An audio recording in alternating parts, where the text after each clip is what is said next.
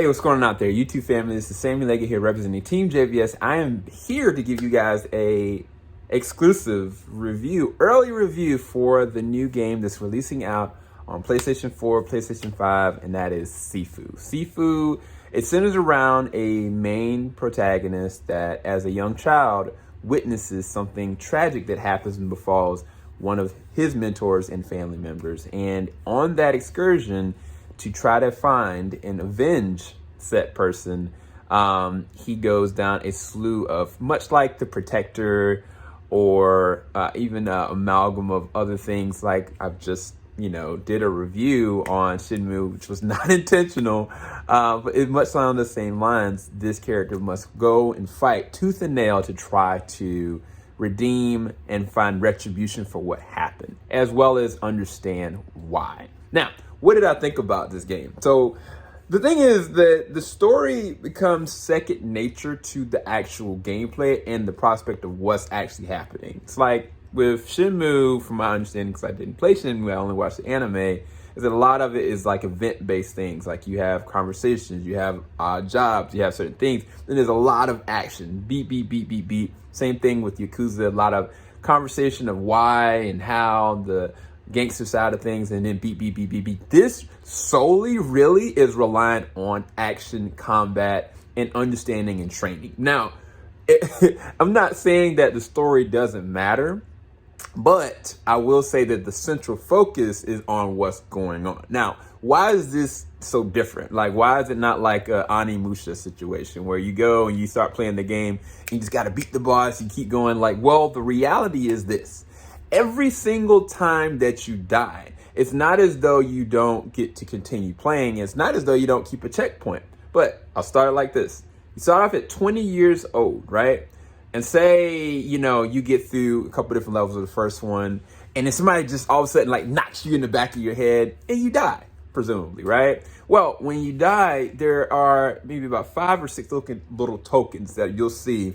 And it'll have to the bar like a side where it'll say, well, okay, well, you've had this amount of XP that you've gathered or garnered so you can get this special ability. Maybe it's like a 360, swing focus with a staff. And you like, okay, cool, I earned that. But in order to rise again, you have to sacrifice that same exact death. So, say hypothetically speaking, you die again. That number from where you start off at 20, you're at 21 now, right? If you die again, that number clock counts. So it goes now to 2. So say you die again, you're like, oh, okay, I got a little bit more experience. But now from 21, instead of, going up in age 1, now you're going up 2 more. Now you're at age 23.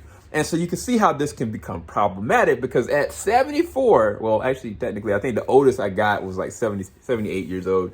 It depends. It depends on, at a certain threshold, you'll know. When you don't have any more of the gold pieces left, that's it.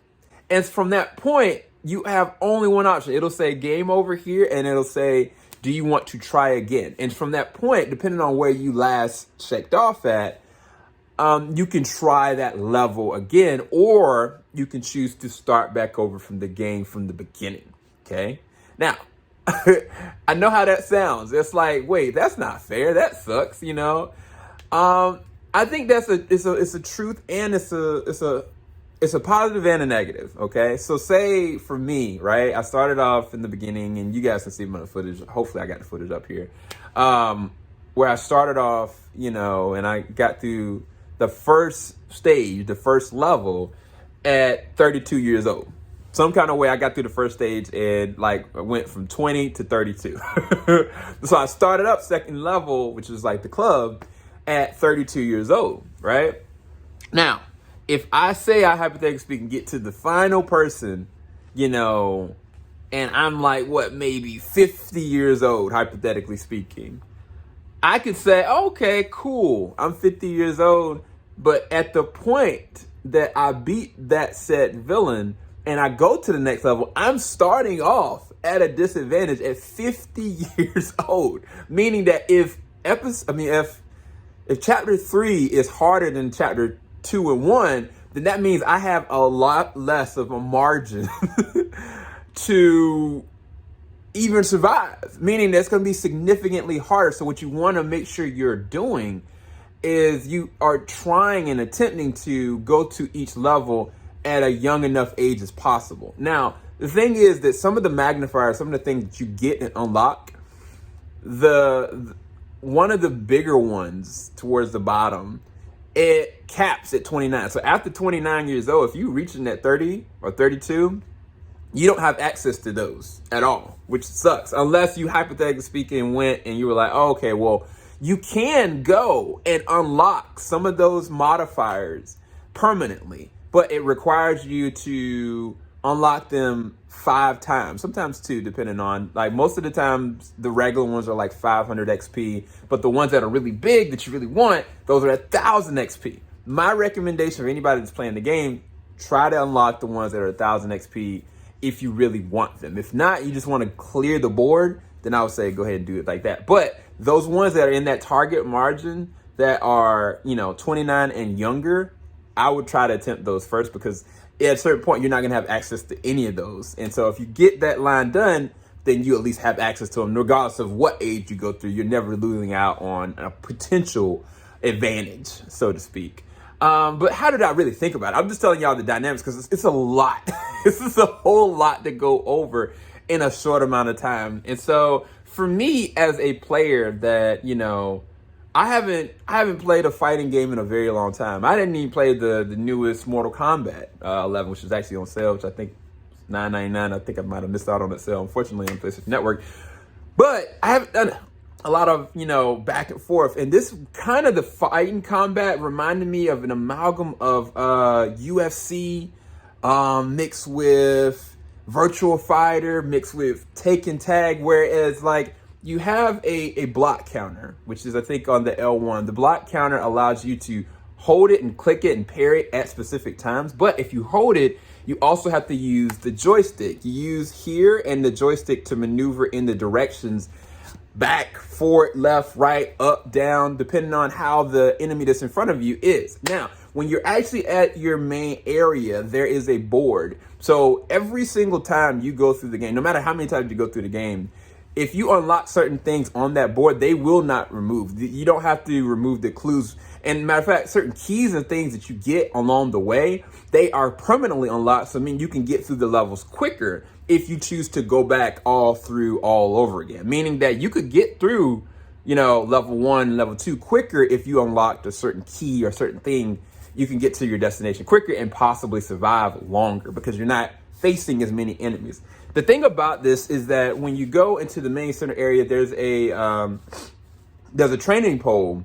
Like if you've looked at it, man, you would understand what I'm talking about. But and you get to that training pole, it allows you to go up against one person to train with, passively or aggressively, and it's good. I think I spent the first night, I spent like about an hour just to make sure that I could possibly dodge this one person every single thing that they came out with. Parry, dodge, understand a certain fighting style that would help me defend against one person without getting hit. Because the thing about this is every single time you get hit, if you're going up against one person that's a little weak and they hit you upside the head and your level goes out here, once you die, then it counts. And that's what things that is the benefit. That's the thing that's progressive about this game. It makes you want to go and train and get better and better to the point that you're literally untouchable. I think that's the whole essence behind this. Is it's not necessarily the story. It's more so like getting a character or a person to build a character to the point that they perfect any obstacle that's in their way. The only thing that I feel like is a disadvantage, I think is a negative, is that the training measurement that they give you, which is one person aggressive, is not enough to make you a sufficient fighter to go up against when you have like 5 different people around you. The thing is, there are some amazing scenes. I kid you not, there's an old boy sequence in chapter 1 that is freaking awesome. In chapter 2, there's a moment that's literally just like The Protector with Tony Jaa. That's immediate callback. There's a raid situation where everybody's got weapons. They just coming at you, and it feels like that. And I think when the combat is on and when you start to understand how to like dodge, move, counter, use weapons, and you perfect it, it is an amazing experience. The thing about it that's disheartening, depending on who you are and how much time you have, if you have children or if you just aren't an avid gamer that put in that amount of work, then I think it could hurt you emotionally because I found myself going like, I'd go through chapter 1 and I'll go through chapter 2 and I'll be like, man, I'm 35 years old, bro. Like I want to start this off with 30. You know what I mean? Like, and I would literally go back and start the game from fresh from the very beginning and just knock. Okay, I'm 30 now. Okay. Then I'll go through chapter 2, trying to go to chapter 3. I might get to chapter 3 at 50 years old. And I'm like, no, I'm way too old. Like, there's no way. So I would go back and start all over again or see something. And I think that repetition, I've never had a game where I've gone back so many times from the very beginning just to get to a certain plateau or a certain level that's on top. It's not just you building, it's a combination of two things. It's not just you trying to build, your character in something fine. Because every single time, like I said, you can permanently unlock things. Those things are important. But the biggest thing is you want to try to finish each level as young as you possibly can. If you, hypothetically speaking, started chapter 2, the club, at 20 years old, you can almost guarantee you're going to get to chapter 4 without any issue. I mean, it'll be hard. I mean, it's still same exact repetition of things, but I think that is why there's so much that you want to continue to play this. Now, again, I'm just talking about the functionality, why the game works, why the game doesn't work for certain people or possibly work for certain people, and the frustration of it, but at the same time, the player in you that's going to want to keep trying to get better. And so on a surface level, you have a character that you want to perfect, not being touched, not dying, and you're willing to start from getting like that in and of itself is a feat, right? So the visuals, I think that the visuals are actually really dope. On PlayStation 5, I think that some of the things look really good. It's not like overly graphical and the VFX is not like overly polished, but it's nice enough that like you're involved. Like you're like, oh snap, like when the moments happen and you like say you've got a pipe in your hand and some big dude charges, you just shift out of the way, you hit him upside the head, and then you happen to have unlocked a counter and you pop him in the face and then you sweep him. Dude, there's something gratifying about that animation and the way that they do it. It's so fluid. And not just that, when you do have multiple enemies coming at the way, there is a way of being able to work around that, but you have to figure out that fighting style on your own. That's not something that the training will allow for. And I think that that's the only real negative I have, because from the training standpoint, it just one person is not enough. Like you need to have a training system where there's 15 people coming at you. Like just put me in a room with 15 people and I promise you I will learn, because if any of you guys play like, Spider-Man or the Arkham Batman series, that's one thing that you're like, oh snap, I want to learn how to do this. And the issue is that you only learn by dying. You only learn by going through levels and dying. And it's like that works against you and for you. But it's like, because it's not in the training, like it makes you restart the game all over again. And again, I think that's the biggest thing. The music is actually freaking fire. Now, if you have PlayStation, you can put your own music. Like, of course, they've got Spotify, and now they have Apple Music. So that is an advantage. But the soundtrack on this is actually pretty upbeat, pretty interesting, and the score is actually really elemental. I think it works very well. But what would I rate the game? I think that I'd rate it at an 8 or 8.5 out of 10. I want to give it something higher, but to be fair, I haven't even gotten past certain levels that I really want to reach because I'm so busy trying to still learn how to dodge and keep from dying, or trying to, at this point currently, I've gone back, not even so much because I can't get past the level. It's more so like I want to make sure I permanently unlock this because I want to go back and try to unlock. And so I've like spent time on chapter 1 just to make sure I unlock permanently certain things that I don't want to have to worry about later on that I can never get. And I think that's one of the things that from a replayability is an advantage. That's why I rate this really high, but it also serves for frustration possibly. And again, the first week of playing this, I kid you not, I started putting tape around my thumbs. When you got a game that you're sitting there just doing this, like, and you're parrying and trying, and you can't change the configuration of where that works. Some of you guys are inverted players. Some of you guys want to change it, possibly instead of this to this joypad to this one. You can do that. Matter of fact, you can even use the D-pad to actually do it. It's really up to you.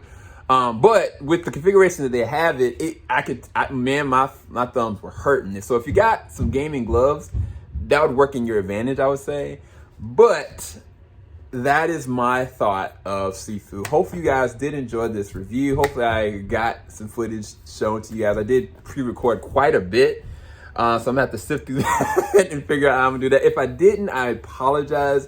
I may, when the game drops, start to show some of that and go through the game from the beginning with you guys, maybe on Twitch. If you want to follow us on Twitch, where we do, of course, gaming things, but we also do watch parties. Definitely go down to the description bar below and check us out at twitch.tv/TeamJVS. But make sure you like, subscribe, hit that bell button. I appreciate you guys. Much love. Hopefully more video game reviews to come. And make sure you go and check out the new animation that's going to be on Adult Swim. I think the first 2 episodes are out in Shenmue. If you guys know that game, you understand what I mean by that. And it's, you know, all things come from Shenmue in so many respects. Yeah, there's something else coming out really soon, but I'll talk about that later. Keep it locked. JVS, we ain't gonna stop. Peace, guys.